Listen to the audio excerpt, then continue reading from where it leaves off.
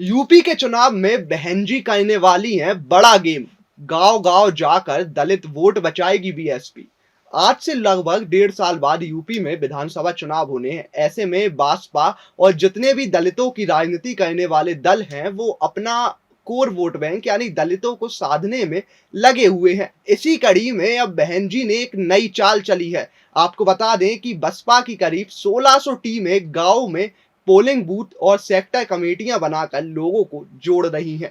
Party का कहना है कि पद अधिकारी की नियुक्ति भी की जा रही है जो लोगों को बसपा की नीतियों और विपक्ष की साजिशों से अवगत करा रहे हैं। दरअसल पार्टी अध्यक्ष मायावती के निर्देश पर भाईचारा कमेटी और ओबीसी कमेटी लगातार काम कर रही हैं। पार्टी नेताओं का मानना है कि जिस तरह साल 2007 में भाईचारा कमेटियों के जरिए समाज के सभी वर्गों के लोगों का गठबंधन स्थापित करते हुए सरकार बनाई गई थी, उसी फॉर्मूले पर अगले विधानसभा चुनाव की तैयारी करनी है।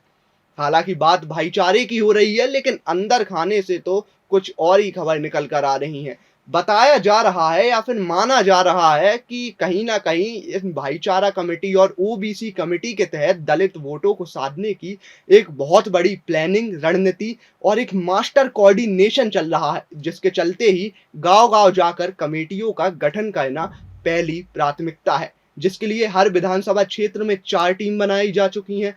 पार्टी का मानना है कि बसपा नेताओं की नहीं, कार्यकर्ताओं की पार्टी है। 4 बार रही बसपा सरकार में गुमनाम चेहरों को भी इसी तरह पार्टी ने सियासी पहचान दी थी। इसी वजह से पूरा फोकस विधानसभा स्तर पर बूथ कमेटी, भाईचारा कमेटी और ओबीसी समाज को जोड़ने पर है।